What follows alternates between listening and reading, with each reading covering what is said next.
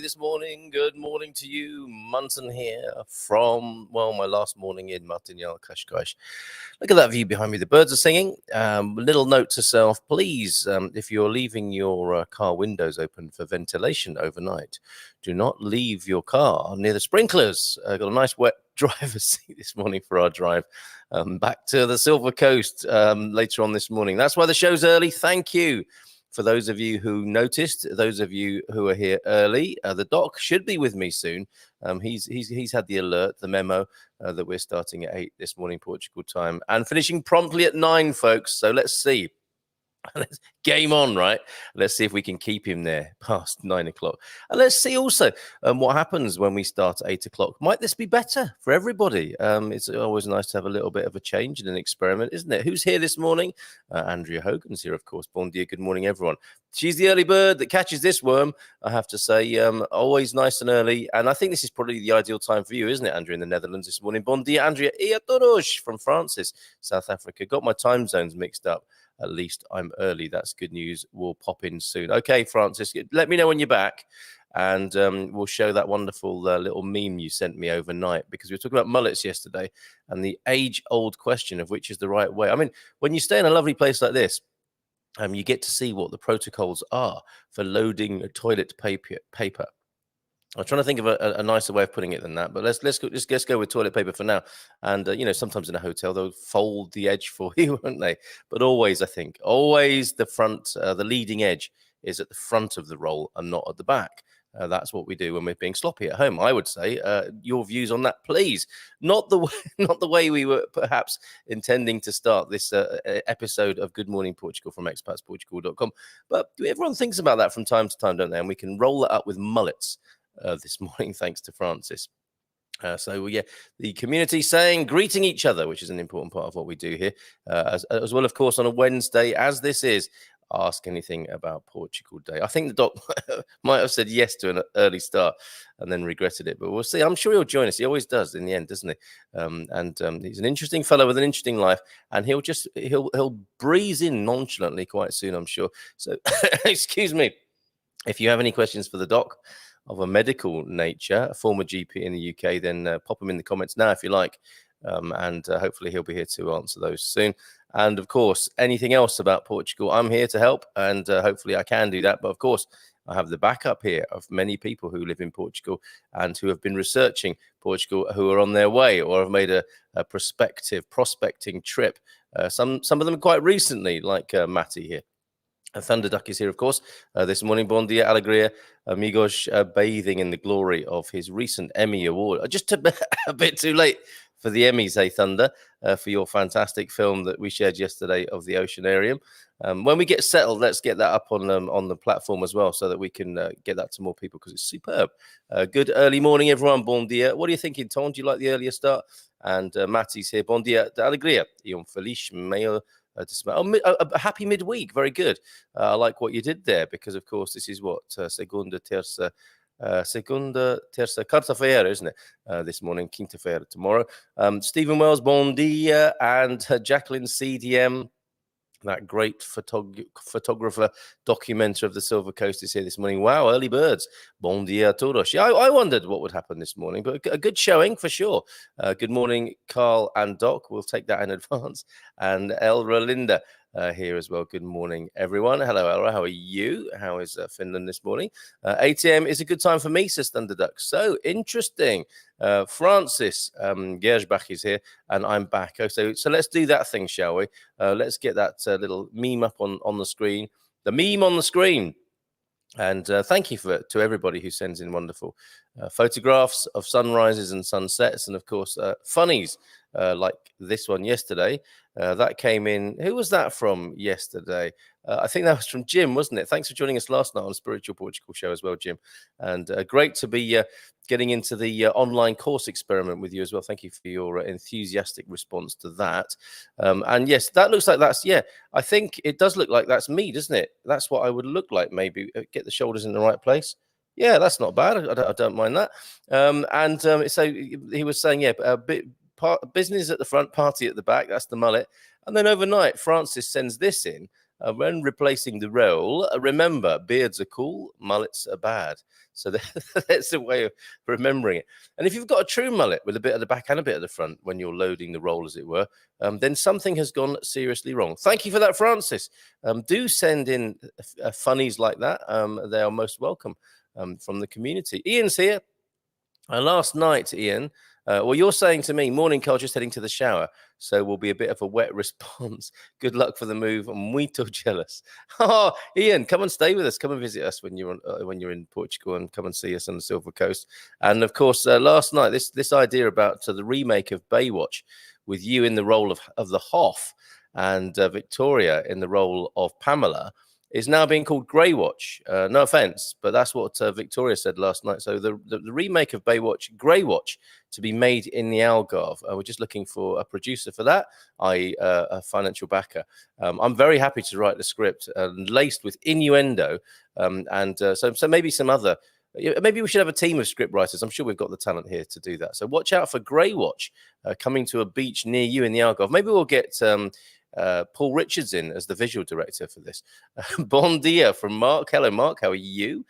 Good to have you here this morning at this earlier time. Sandra Marks Webster. Bon dia, Carl. I'm thinking, oh, look, morning. Are we on Spanish time? No, that would be tomorrow, wouldn't it? No, Paul, are you up for being the visual director on Grey Watch? I think people seem to be liking this, and maybe even the doc likes it. He just popped onto the into the green room, and now just pushed him straight out on stage. Good morning to you, Mr. Thompson. How are you? Morning, Carl. I'm sorry I'm late. De nada, não faz mal. Some issues, but there we are. It's very good of you to be here at all. As I often say to you, I'm very grateful to you, as are people who are ready to speak to you, I think, this morning. The doctor will see you now. Next patient, please. Well, yeah, we can create that sort of virtually here, can't we? That nervous. Let's look at the comments as the kind of waiting room where people are coughing or trying not to cough, and that rather awkward scenario that you have in the waiting room that you probably won't know a lot about, Andy, because you're behind the door somewhere down the corridor, aren't you? And your wonderful gatekeeper receptionist is keeping things in order out front there. What's that like? It's bizarre because people often have two relationships at their doctor's surgery. They have what's normally a reasonably good relationship with their doctor, and what's often a very tense relationship with the front of house staff. And the front of house staff, I mean, my staff were wonderful. They shielded me from all sorts of difficulties, and they made sure that things ran smoothly. They organised what many would say was the unorganisable, i.e., me. And they, but sometimes, occasionally, things would reach fever pitch. Probably once every couple of months, someone would really kick off, and I would have to go out and pour oil on troubled waters, or intervene when my staff, from the best of intentions, perhaps weren't getting it quite right. So yeah. Oh, interesting. And what was your technique? Yeah.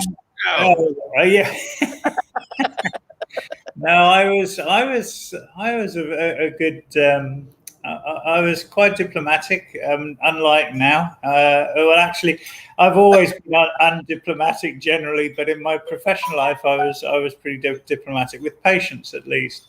Yeah. And the word patient is so interesting because you have to be patient to be a patient, don't you? And wait to recover. What is yeah, increasingly so. Nice. See what you did there. What's the derivation of that then? Why are patients called patients? That's an exceptionally good question, Carl. And as you know, I'll probably find out before the end of the show. We will leave that hanging there, like the front of the toilet roll that we were talking about before you arrived. We were dealing with the big issues of the day, which you may have a view on, prompted by this visual that came in. So we were talking about mullets yesterday, and of course, I have to ask you if you've ever had a mullet. But beards are cool, mullets are bad. So that's the way to hang the toilet roll. So it needs to be at the front. As if I take that comment out the way, you'll see that. And I think most people would agree with that, apart from the rebels and the renegades, who I think intentionally like upsetting people in this way. And more talk of this in the comments, unfolding, to use a paper analogy. Always in front, says Matty, makes grapping the edge easier. You make it sound like a real extreme sport in there, Matty. But in my Portugal home, I will replace the toilet paper with a bidet. Better for the trees and the earth in general. Yes, you have to. Yes, sometimes we are forced to change our habits here, aren't we? And if this is a rather indelicate subject, perhaps at this earlier breakfast time, but sometimes a disposal of the paper in a receptacle or bin, and then the bidet treatment thereafter. Who's made that? Who's happy to put their hands up? Actually, not right now, but metaphorically only. And say they've made that transition to the European way. You Brits and Americans may or may not have made that transition, and you may or may not wish to say so. Bon dia from under the duvet. So midlife crisis. This is a new time, and I think it is suiting some people. We are still in bed. So people are quite happy to share the details of their personal lives. Have you wet yours? That's not why I got up early. And I'm not. You're not the only one saying that, Nigel. That's interesting. John Rooney's here as well. Lovely green mankini, John. Are you hireable as a cocktail waiter dressed like that? I'm sure you could do a lot of business around the Silver Coast in that outfit. What would the Doc recommend for wind? Go on, let's do the classic, shall we, Doc?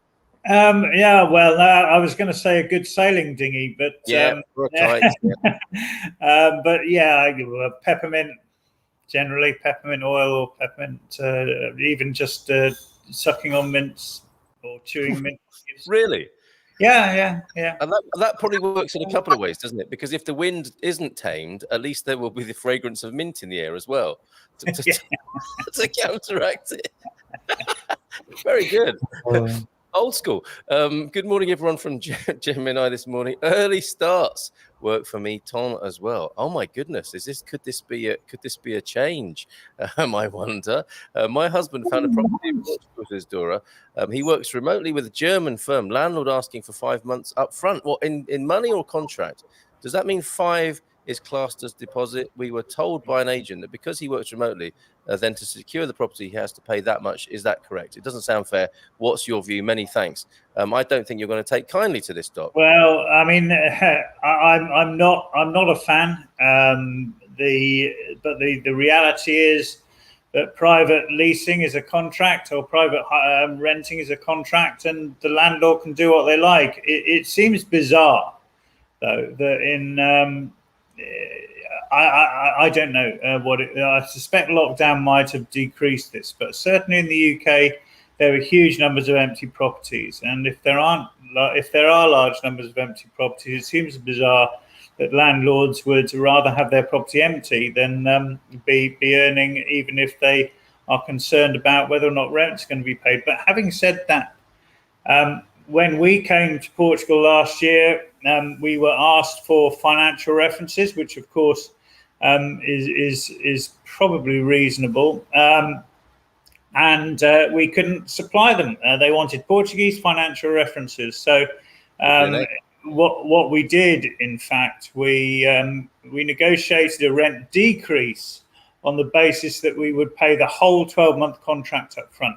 We were in a position to do that. But we did negotiate quite a reasonable decrease in the rent on the back of paying the 12 months up front.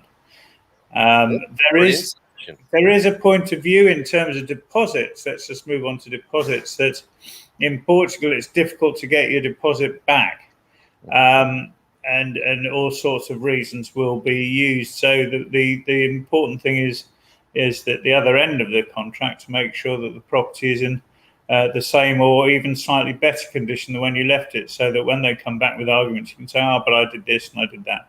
And of course, people will tend to improve properties they live in. We moved into a place that had a tower rail that was totally unserviceable and falling apart.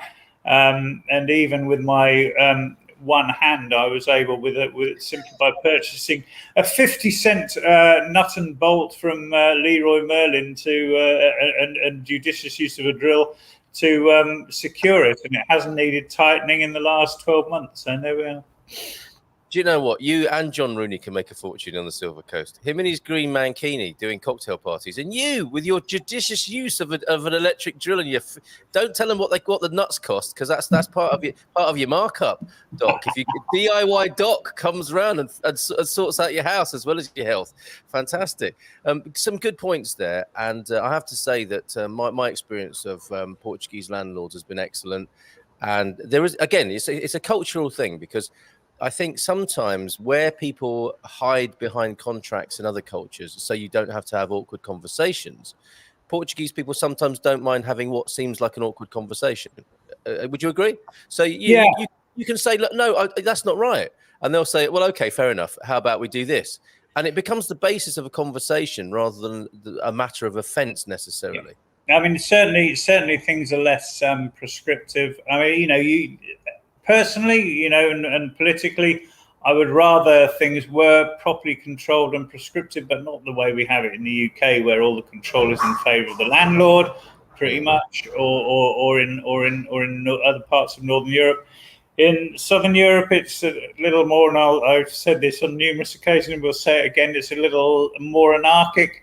But that also means that you can have those conversations without that being viewed as odd, and there is probably more room for negotiation and variation, and certainly haggling. Prices of houses routinely get beaten down by buyers, and as I've just explained, our rental was less as a result of what we were prepared to give on the other side.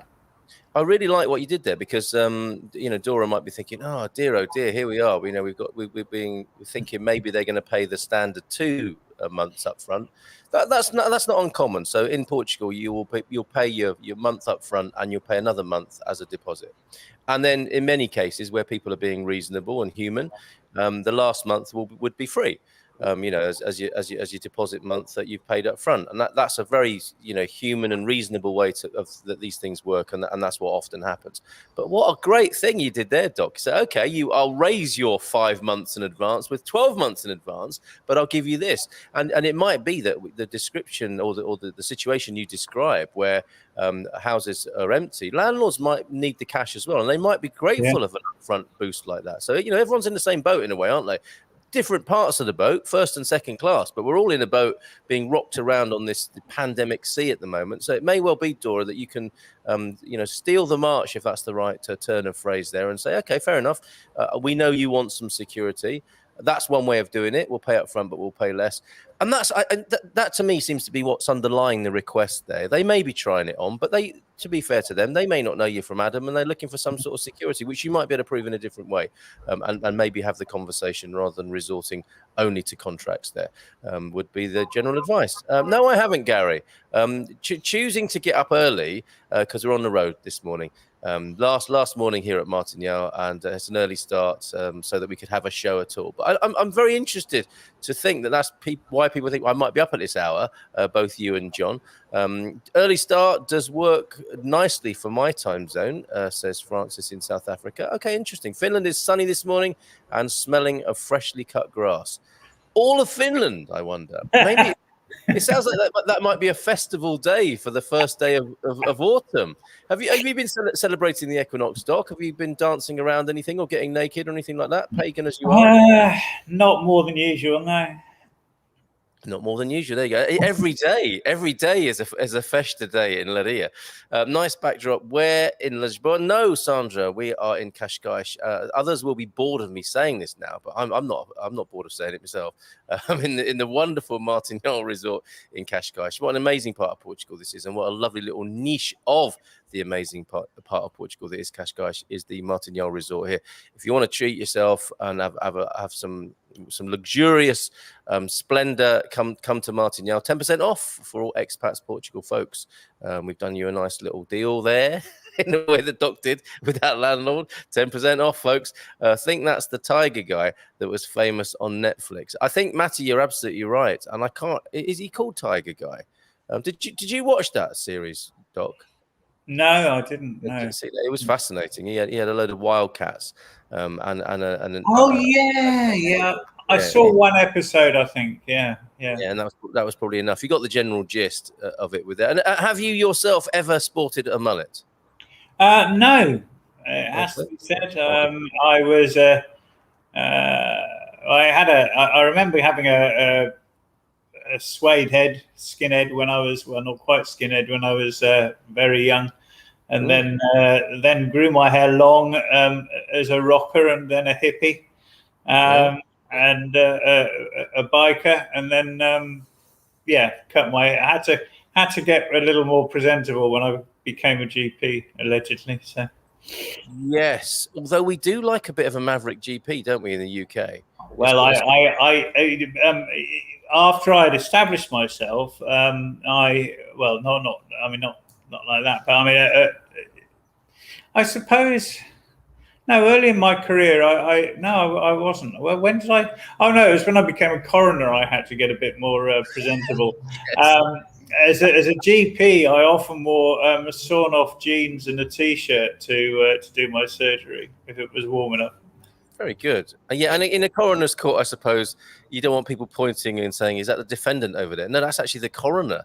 Although there isn't a defendant in a coroner's court, is there? It's a difference. No, there isn't. No, it's a non-adversarial court of inquiry.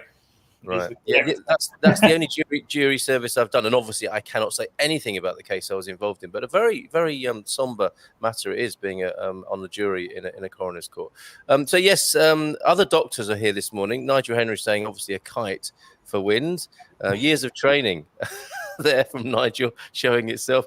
Caught me out. Hannah Downing said we caught you out, but we don't normally see you here, do we, Hannah? So that this time may well be useful for people. I just sent you another video. This one is the Jardim Botânico da Ajuda. Well, let me see then if I can. I'm wondering. Yes, I think we should play that today as well. 1.5 minutes. He's on a roll. Just missed the Emmys this year, did Thunder, with his Oceanarium video, but maybe for next year, or this one that we'll show later on. We'll play it direct from YouTube, I think, the Jardim Botânico de Ajuda, near the Ajuda Palace, I suspect, which is a remarkable part of Lisbon. Bon dia todos de Cornwall from Debbie Forager there. The sun is just breaking through the mist. How lovely. Good morning to you, Debbie. Tell us a bit more about your foraging, unless that is actually your old English surname. Like you have Cooper and Forager and Smith. You know, these are the people's names describing what they did or what their great grandfathers did. Is that your real name, or are you a forager? Her ancestors obviously took a while to part from the hunter-gatherer lifestyle. Indeed, absolutely, yeah. And in many ways, it's a rough old wicket being a forager, because they're the ones who test everything for us, and we're lucky to have them at all in some ways, aren't we? Because it's quite a high-risk strategy, certainly more dangerous than going to the supermarket. Which mushrooms can you eat? And exactly. Yeah, where's old man forager? Oh, he had a bad mushroom. He's been in his hut for a week. We'll see him again soon. Morning, Comrade Doc. Look at that. I'm not sure if midlife crisis has ever referred to you as that, but word's getting around, isn't it, about Comrade Doc? Oh, and yes, voting. That all happened, didn't it? In this, is it all done and dusted now in Portugal? No, it's Sunday. It's Saturday. The voting's on Saturday. Oh, so we've still got all those sort of hustings Got and 3 or 4 more days of battle buses and impromptu yes. rallies, and yeah. Quite impressive as well, Doc. Comparing and contrasting to political life in the UK, where you're from and where you were active, do you like how things are here with those incredible trailers with people standing at podiums, going around the streets? I saw a very impressive one in San Martino de Porto. I do like that. I also was pleasantly surprised that local councils have hustings and debates on national television. Yeah. Which was absolutely bizarre. I mean, okay, you might, it'd be good to see it for Birmingham, but actually, sort of the equivalent of I don't know, Buckingham would have had its own hustings and debate on television. Lots of small municipalities, had these. Yeah, and that's another thing about Portugal that's great, is that local life is well represented, and I think that's something to do with the geography and the population. Yeah, we know, don't we, in the UK, and I don't know, tell us, American viewers and viewers elsewhere around the world, how your political coverage is. But we know in the UK, this idea of the metropolitan elites and journalists not really wanting to leave London unless it's to go to Manchester to prove that they go to a different BBC building, don't they, to prove that they can do things outside of London, but they might as well be in London. Here, you turn on the telly, and if it's a kind of lifestyle show, there'll be somebody broadcasting a little show from a northern village celebrating their particular kind of cheese. And it's the same, it seems, with the politics. You'll get a little bit of a report from a local freguesia, right down to that granular level in Portugal, which I think is lovely. Yeah, absolutely. Okay. Our B-Days standard. We're all over the place this morning, but that's nothing new, really, is it?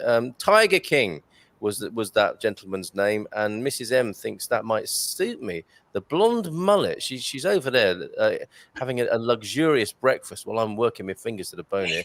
The blonde mullet style might suit you too, she says. I wonder if she's winding me up there. And Tiger King, thank you, Francis, for that. And we will talk about B-Day's toilet roll and any other, probably quite a lot of B-Day action going on that was being spoken about this morning. Surely Grey Watch should be on the Silver Coast. I think we said it before you were here, Doc, and you can have a part in this as well. Baywatch is being remade here in Portugal by Ian Turner, who will play the Hoff, and Victoria Benson will be in the role of Pamela Anderson. Do you want to be a buff lifeguard in that? I probably, I'd love to, but I don't think I can do the job these days. Get the big tires on for that role. You need those big bad boys, don't you? Absolutely. And Thunder saying, good morning, Doc. I missed that, actually. So it should be on the Silver Coast, not the Algarve. Of course it should. I'm up for that. Let's do it in San Martino de Porto. That'll be great fun. Even if we all just meet there for the day and Thunder Duck comes along with his video camera, and he's got a slow motion setting, isn't he? So good morning, Doc. And we can see all sorts of bits bouncing around, can't we, at our age, as it goes into slow motion? It's going to be great. Doc, planning to see Eric on Friday in Coimbra. Oh, fantastic. How about that? So Eric's about in Coimbra. Good job. Yeah, we'll talk offset. Yeah. Okay. Can I be an extra in the film Grey Watch, please? Well, Jacqueline, it's good news. It looks like it's moving to the Silver Coast anyway. It's going to be right on your doorstep. And I think we need a cameo from you and the yoga group, the meditation group. So it pans slowly to the meditation group in a little dune in the San Martino Bay there. Of course you can be in it. More than an extra, you can have a starring role. And put your hands in the air. Did some music start? Why is Matty doing that? I wonder. I thought a B-Day was for washing your socks in. Been using a B-Day hose for years. Oh, my word. There's some very personal admissions coming in this morning. People wash all sorts of things, I think, in B-Days. Totally a B-Day convert. Nothing like a clean, sparkling bum. What I really like, I don't know if you've come across them installed at all, and I haven't, but in Leroy Merlin, they have a toilet with a built-in bidet. So, you don't have to transfer your backside to porcelain experience to another appliance. You just switch on the button and warm water gets jetted at you from all angles. So let's just. I've gone silent because and will allow everyone else to, for a moment, to visualize and enjoy that.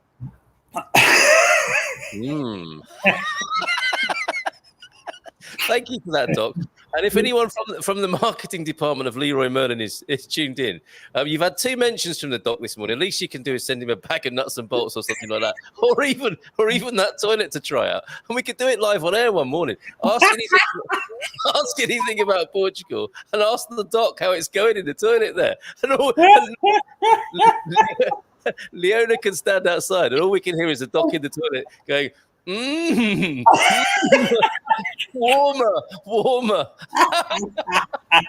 Okay, I'm so glad we talked about this morning. Yeah, Leroy Merlin, please let's get that set up too, as well as Grey Watch. Yeah, you're right. Grey Watch should be on the Silver Coast. Hola, bon dia from Capricorn 12. Anyone who's just tuned in is really going to be wondering what's happening. We're early, and we're talking about automatic B days. And not having to suffer the indignity of transferring from one piece of porcelain to the other. Nicely put, Doc. We pay 2 months rent up front plus 3 months deposit. Wow, okay. And I think that's because, as well, if you're a complete stranger to the landlord, this is what you might well be up against. And if you're in the capital, it's a very different matter to being a friend of a friend in a more provincial part of Portugal. The Circus School, where you been? Bon dia, Carl and Doc. We are finally, yes, yay! Fantastic. Drove from Northampton in the UK to central Portugal in 2 days. Mrs. Circus School and myself are excited about our new life, and it starts today. Well, we are so pleased for you. That's why you've been a bit quiet. I mean, you can join us every morning now, should you wish to. Although, what are you doing? Are you refurbing? Are you doing a renovation? Or you're living in purpose-built luxury with a jet washing lavatory? Let us know, Circus School. Elrolinda, it was not exactly jet wash. That could be a little bit painful, couldn't it? Donna, although some people would pay good money for that. Donna, it should be stated on the written contract exactly how much is a deposit. Absolutely right. Yes. So if you are going to enter into anything a little bit unusual, and these things are covered by Portuguese law, and Doc alluded to it earlier on, it is more in favour of the tenant in many ways in Portugal than it might be in other countries. So that's good news. Yeah. But if you are going to enter into anything a little bit different, a little bit off-piste, make sure it is in the contract, and so that everyone can see what's going on. Offering to pay 12 months up front to get a lower rent is a great idea. Yes, Doc.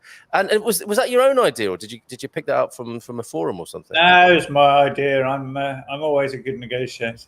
And a lateral thinker. The Circus School, congratulations on the PT arrival. Is it temporary or final? Yeah, I was wondering that. I think it sounds quite final, doesn't it? And excellent to me. Circus School, fantastic news from Mark. Andrea, that is wonderful news. Congrats. So this is the sort of thing we love to celebrate here in the morning. Did I see that Doc is moving closer to my manor, Pombal? So we'll go to our society section now. Movements within Portugal among the who's who of the expats. What's going on? Dare you say, Gary, to Gary, what your movements are? Well, after the B-Day conversation. Yeah, exactly. Yeah. Well, let's say we are in advanced stages of negotiation on purchasing a property between Pombal and Figueira da Foz. Very good. And now an authority on the area, I suspect, as well. So if you do want to know anything about... know the local history already. What have you discovered, Doc? It's a fantastic place. So this is on the south side of the Mondego estuary. And there are a couple of interesting archaeological artifacts, one being a Roman bridge and the other being a tidal mill. And I think it was 12 millstones and wheels it had. And the way this worked was when the tide came up, it filled a big basin of water. And when the tide came down, then the water was allowed to flow through the sluices and it would turn the wheels. And the 12 millstones are still there, along with a building with 12 holes in either side of the wall, the building. So one at this wall, one in the other wall, where the shafts for the wheels went. It's an early B-Day prototype there on a smaller scale you're talking about as well, isn't it? Yeah, absolutely, yeah. River-fed. They still produce salt there. The salt pans of the Mondego estuary are still producing salt that you can buy at the roadside. Was news to me. I was in a place called Salinas, which is a clue to its salt production, and this is not far from, where was it, Rio Mayor. And I'm thinking salt's normally made near the sea, isn't it? But these are salty estuaries, are they not? Or maybe ancient salt beds, long gone and far removed from the sea. And this Salinas, what an amazing place! If you get a chance to go there near Rio Mayor, buy a bag of salt, have some excellent barbecue chicken as well. Well, yeah, salt did come both from historically came not just from coastal areas, but also from salt deposits. So hence you had the salt mines of Siberia, and salt in North Worcestershire there was a big salt industry in North Worcestershire in the Middle Ages. And there you go, a pronunciation.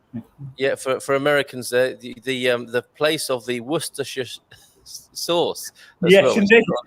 Not an easy thing to say, or as you might say, Worcester. Worcestershire. Yeah. Yes, indeed. So Worcestershire is what we say in the UK. And when you were talking about two archaeological. Yeah, I thought you were talking about your lunch with Eric and Gary again. Well, that's another 2 archaeological artifacts that I might get to see on Friday. No offense, you guys. RB days, a standard feature. Ask anything about Portugal, and Francis is asking this. Somebody told me it's the law that in a new build you have to have a B day. It has to be what would that be? A 4-piece in rather than a 3-piece in the bathroom there. What do you make of that? I'm not aware of the legal situation, and I have seen bathrooms without bidets, but they are very common, and I'm a fan. I had probably almost the beginnings of a bidet museum. We were involved in a renovation of a 10, was it 10 or 15 bedrooms?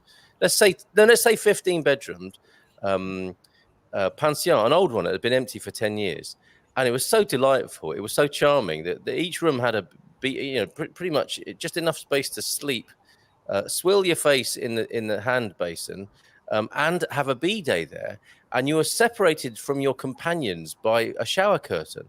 So can you imagine back in the 70s, 60s, 70s in Portugal, go away to lovely Korea, and you might go there every year for the same week, a bit like going to Blackpool, or people have these holidays, don't they? They do every year, and the family goes to the same place because they love it so much. And you would just say to your companion or companions, "I'm just going to freshen up," and you would pull a plastic curtain across, and then people would presumably whistle or pretend to be reading a book or be interested in something else on the other side of the room while these ablutions were taking place. Quite amazing. But I stripped a load of them out, and we ended up with what could have been, Portugal's biggest bidet collection. Yeah. You could have started one of those, all these museums. I mean, Portugal's got huge numbers of museums. Lots of villages have their own museum. You could have started the Portuguese bidet museum. It would have been a thing of international renown by now. And we could have got Gary to open it, couldn't we, with his conversion process that he's been having a sparkling brum bum that he's got there. So it would be quite amazing. Just off the IC2, come and see the bidets, and like going to a winery, you get to try it at the end, of course, as well. Absolutely. At Francis, yes, though not sure if changing nowadays with modern builds. Yeah, I think a lot of them are incorporated. It's a hard habit to break once you've got it. Very common in the open fireplace in the kitchen. What? I see, not for the same purpose. The open fireplace, not in the open fireplace. Yeah, I thought that was an alternative suggestion there for performing the same sort of ablutions, but not everywhere. Okay. Stephen, Louis said, don't encourage him. You are the one that will end up walking down the street next to the blonde mullet. Yeah, she's thinking twice now. Well said, Stephen. Bon dia all from Nubianet. Hello, Doc. Any chance of me banishing arthritis from my knee? It doesn't match my self-concept. That's really interesting. I'm very interested in aging psychology. And there comes a time, doesn't there, where you think, hold on a minute, I have a pain in my knee in the way that my parents and grandparents used to complain about, and now it's me. I think that's what you're possibly talking about there. And she's got plans to paddleboard. Second mention this week. Can I exercise arthritis away, Doc? It depends on the arthritis, on the underlying cause, whether it's wear and tear or inflammation. It'll probably improve. I don't know where you are in the US, Nubianet, but probably improve if you move to warmer climate and less damp climate. But it's probably worth. One of the things one of the things I was involved with in the early days was the what do you call it now? Arthroscopic washing out of dislodged cartilage from the knee joint. So it's worth getting an orthopedic opinion as well, because that can really massively improve people's symptoms. That's really interesting to know, and presumably reducing or changing your pH level, getting a little less acidic, because that will exacerbate it, I suspect. All of that. And I was thinking this. I had the very same thought, Nubianet, coming down the stairs last night, I think, and I was thinking, my knees are getting a bit. I was thinking I'm a bit weak at the knees, and people will have their theories about that. I think it's because I spend a lot of time with Mrs. M, and I'm constantly weak at the knees. But I think there may be a little bit of an aging thing going on there as well. And I thought to myself, could I exercise this away in the way that Nubianet is talking about? So it really depends on the kind of arthritis. And actually, one of the things is so wear and tear arthritis is made worse if the joint is unstable. Right. And improving the stability of the joint is about building up the muscle tone around the knee. So yes, exercise will help. Okay, Ian Turner, are you there? Growing old disgracefully. I'm sure there's going to be some knee action in the upcoming course that we'll do with Ian Turner, Growing Old Disgracefully, and more of the vids of how you can stay in shape without being, obsessive or miserable about it. The emphasis on fun and being able to run down the beach when we make the movie. Nearly forgot you were starting at 8 a.m. 1 week and 3 days until we arrive in Cascais. I'd recommend it, but you probably know it anyway already, Patricia. Isn't that lovely news? 1 week, 3 days, Victoria. I think down to 8 days. Got the countdowns. Got circus school already here. This is fantastic. Good morning from Andrea Rolaviera. Is that the same? No, it's not. That I do beg your pardon, Andrea Rolaviera. Do we know you already? Not a regular. Maybe an occasional visitor, but lovely to have your company regardless. How do you go to vote, says Andrea? So if it'll be too late now if you haven't already registered. You have to have registered 2 months prior to election day. You register at the Freguesia. Yes, well said. And any resident is entitled to vote in local elections. If you're a European national from another European country, you can vote in European elections as well. And if you're a Portuguese citizen, you get to vote in every single one of the country's elections, and that includes president and members of parliament. In order to vote, you go to your local freguesia with your identification, and I will take my my registration document with me, although it's not necessary.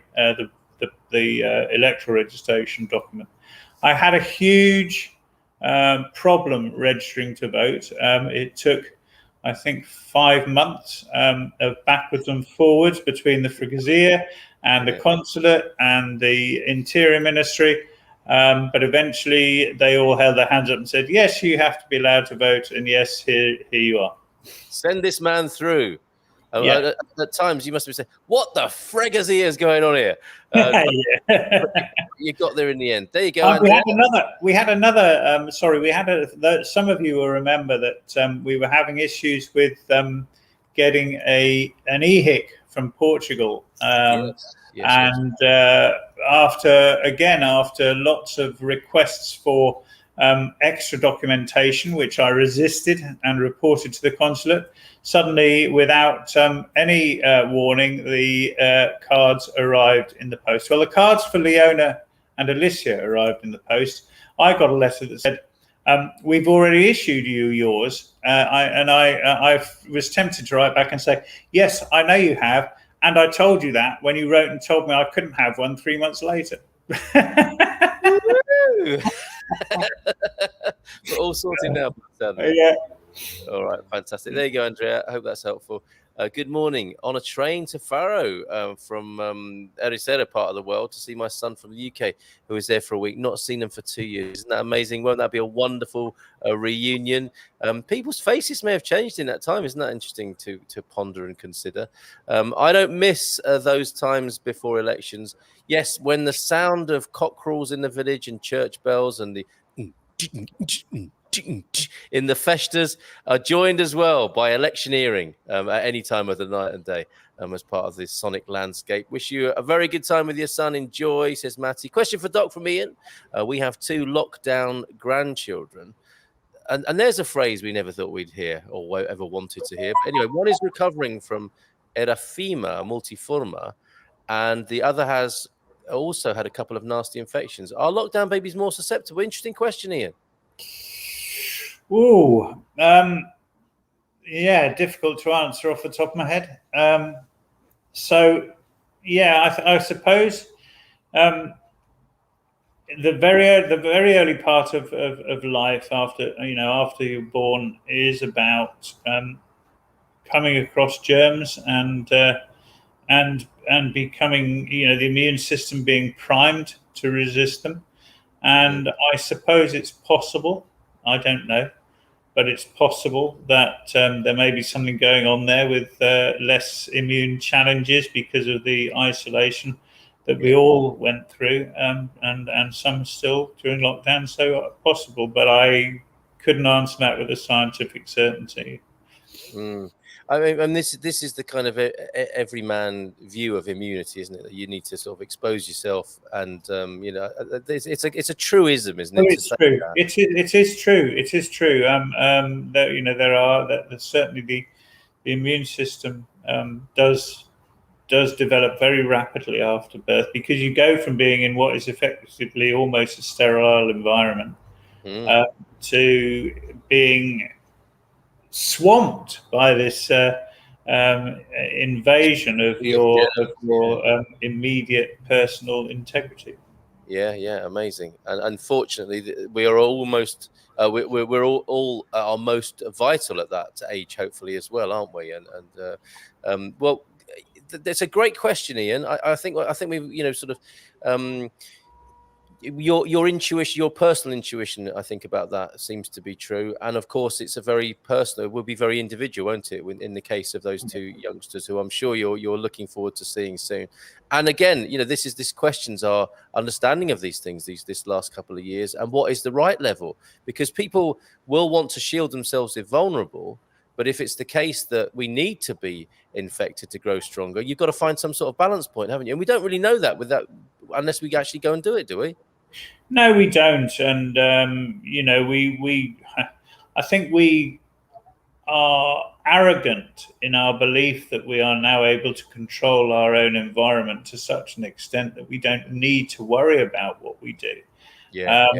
We've discarded the wisdom of ages, which was, the result of, people talk about going through the experiment of the pandemic, but we have gone through a 2 million year or 4 million year, depending on where you want to take the time from, experiment at which people have learned from the results of. And there's a lot of rubbish that has accumulated as well, but there are many very good practices that we throw away. Well said. There you go, Ian. Phil is here as well. Bon dia, all coming over this Easter to start scouting central Portugal for a retirement home.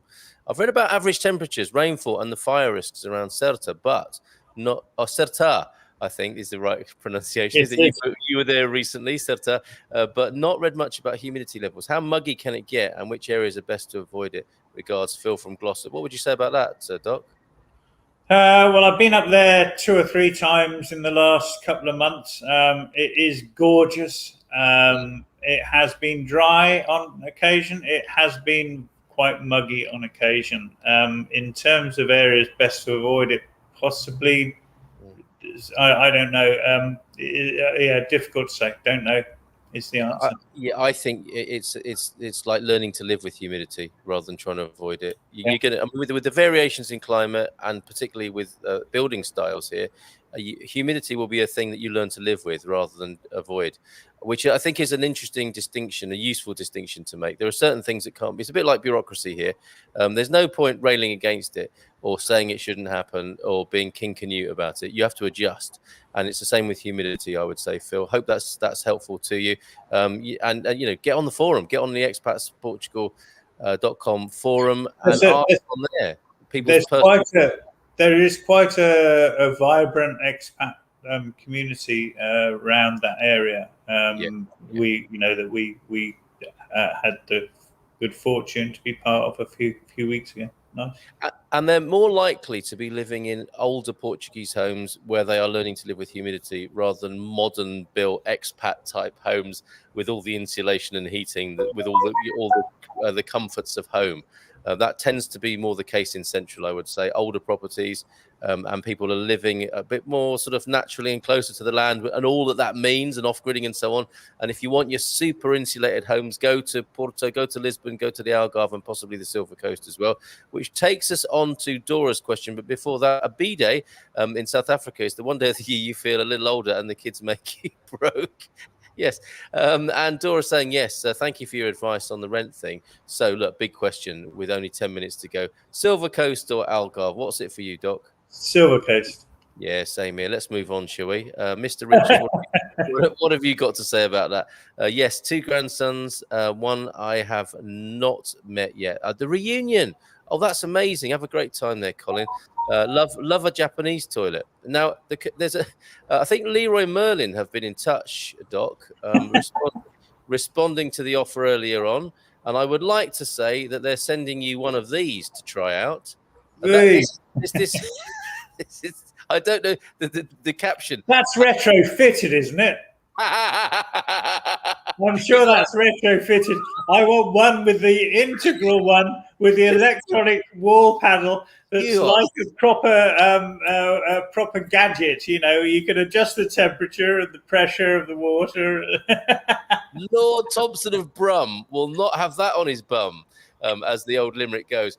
No retrofitting for the Doc. He wants an integral jet wash and not this add-on. Thank you, Francis, for this. And who thinks that if his mum's tuned in, she will not be happy about all this toilet talk this morning. Quite right, too.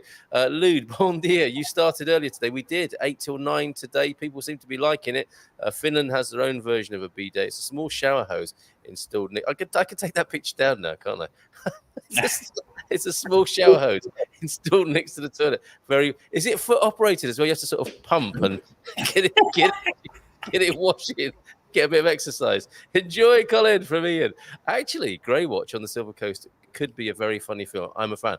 Let's do it. Come on. Life's too short to have these ideas and then not have them happen. Let's make a weekend in the springtime of next year where we all get there in our swimming cozies, Thunder Duck with his video camera, with iMovie at the ready, and we'll do it, folks. Thanks, Ian. It could be one of our Expats Portugal get-togethers.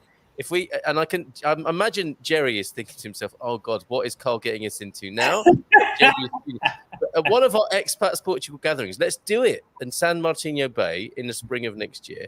And we'll call it the Grey Watch, the Grey Watch Convention, because it'll be people of a certain age who remember Baywatch, and you can come, and I'm not going to be sexist or genderist about this, come as Pamela or Hoff, regardless of what gender you are. So some ladies might like to grow a big tash for that. And some of you fellas who I know like dressing up as women could come as Pamela Anderson. Won't that be fun? Thanks. Doc's thinking about it already. He's thinking, am I more of a Pammy or a Hoffy here? How does one arrange for chronic medication? Would I need any references from my current GP from Luke? Interestingly, I had absolutely no question about I just turned up and said, this is what I need, and I got it straight away. And that included pregabalin, which is potentially abusable medication. So personally, I didn't have an issue. I didn't have to put on my medical hat or anything else. It just happened. I'm not going to say that that's going to happen everywhere, because it probably shouldn't. And it might be better to have just a brief summary of your medical history, just headline stuff and your current medication. Yeah, that's what I would recommend. That's what I actually had with me and didn't need. Pregabalin. What a name for a medication. That's how I feel before the show, pregabalin.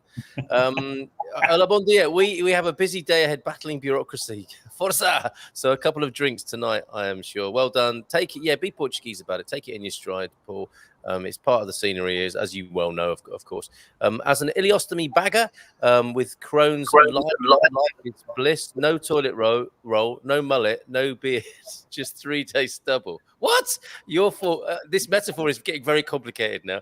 Your fault for the stubble should be in the shower now. Oh, I see. So you've grown a beard whilst watching.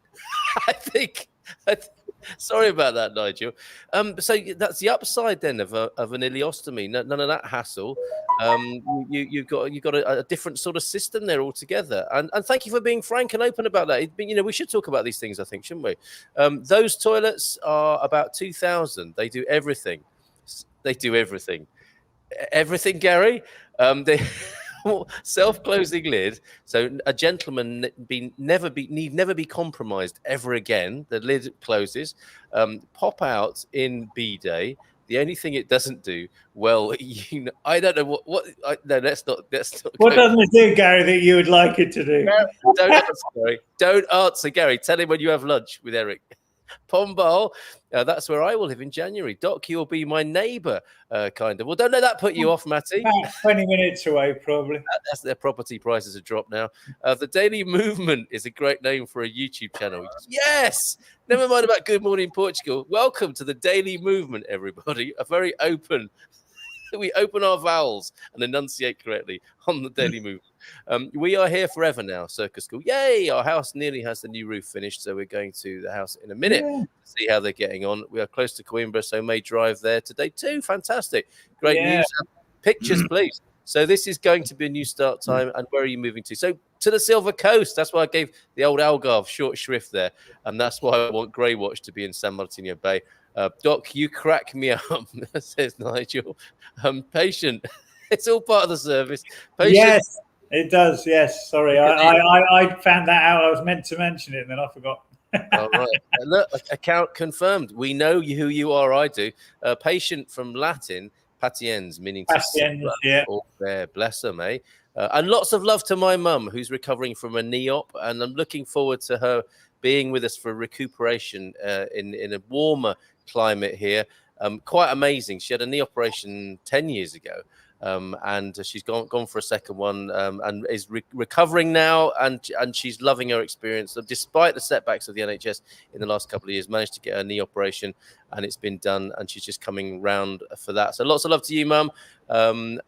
She used to be, going back to those gatekeeper receptionists. She was a receptionist for a dentist. And she, like 5 foot Chinese woman, she would take them all on. Anyone who got a little bit lippy in the waiting room there, you shut it. And they did. These great big fellas in Notting Hill, Doc, who was kicking off. They're in agony with their teeth. They get a bit grumpy. She put them in their place and kept the peace out front there. So lots of love to you, Mum. See you soon, I hope. The water pressure is much higher here in Portugal than in the UK. We know where this is going. Make sure the control valve is turned down on the old foot bath. Unless you want an awakening experience in the morning, all part of a Fatima pilgrimage. You can bless yourself every morning. Nubianet, see me when I'm in Portugal, says Matty. The pain therapy I do has different view of arthritis than the regular medicine and ways to help, although it is not working in every case. So there you go, worth a try. Yes, Carl, you could. Is that the mullet? Is that the B-Day? I don't know. We took out 7 B-Days when we arrived. One was chocolate brown. Well, that's kind of convenient in a way, isn't it? Yeah, it's very practical. Oh my goodness! Look, we've got 2 minutes to go. B-Days. What? You're early. What's occurring? What's occurring? Another fab day here on the base. See you soon, Valerie. Don't stop it, you lot. This is taking a turn for the worse. Now, hola, bon dia, comrade from the Republic of California. Hank's here as well. Nubianet, my wife found out she was lactose intolerant and since dumping the dairy product, she has noticed a perceptible change in her arthritis. Fantastic. Fisting for you from Hank. Who is the best private medical people in Portugal? Would you know the answer to that, Doc? No. Public all the way. Whole leaf aloe vera for joints works really well, but I ended up with half Oxford new knee works great. Whole leaf aloe vera will keep you on the B-Day as well. He's a bloody bionic man, is Nigel Henry. No harm in taking out B-days for the property you want to buy. Taking out bidders or B-days, I wonder. Hey, Andy, are you in your new place yet? Okay, I am a bit concerned that the politicians here can't read. I'm basing that on the number of junk emails I've had in my mailbox that is clearly marked now publicidad. Valerie, they just want your vote. What could be the possible cause of frequent stomachache in the morning that diminishes after you're up and about for a while? Asked Gary Austin. For a friend or for himself? Who knows? Well, it depends. I'd need to know more about that. All right, you got to have lunch, you guys. Lots of things could have. All right. So if you want an informal medical consultation, just invite the doc out for lunch. All paid. It's got to be a good one though. All paid up and in the park with the kids. Mrs. M is giving me my marching orders. We're all done here. We've got to get on the road. Louise, I'm wishing you a safe and relaxing ride home later on after the Good Morning Portugal show. What's the best beer in Portugal and why is it Super Bowl? Doc, Sagres all the way. Doc, can you tell me about your specialities as a GP and doctor and your doctor training areas? Very briefly, asthma, drugs, medical legal stuff. Okay, all right, folks. I'm so sorry. It is 9 o'clock, and we do have to stop it there. What I might do is play this again in the next hour, so that people who turn up at 9 o'clock thinking it's the normal time will see a show that's going on, and will be really confused by the comments about B-days and mullets. Doc, you have been amazing, as ever. Have a good day, says Lou. Thank you for all the lovely wishes there. And thank you for your thanks and all of that. And thank you especially to the doc. Let's go out with this wonderful video then that we've had in. We had the Oceanarium yesterday. Today, we're going to have the Jardim Botânico de Ajuda. Thank you to Thunder Duck for this. Your browser can't access your screen. Try capturing a different... Oh, my goodness. Okay. We're in trouble now. Let's see if we can do this. Let's give it one more chance. And if it doesn't behave, we're going to give it a miss and we'll do it tomorrow. Jardim Botânico de Ajuda. And I think we have got it this time. By Jove, we have got it. So we'll play that out. Cheers, Doc, and we'll see you soon, mate. Thanks, everybody. Bye for now. Sorry for the early start and the prompt finish. We've got to go. Ciao, ciao. Oh, big screen. Come on. And bit of sound as well on that. There we go. That should work now. Famous last words. What's going on here? This the Wi-Fi is rubbish. Oh, there we go. It's too late. Blown it, haven't we? Here, I wonder. And I'll better take. Oh, here we go. Fantastic. There you go.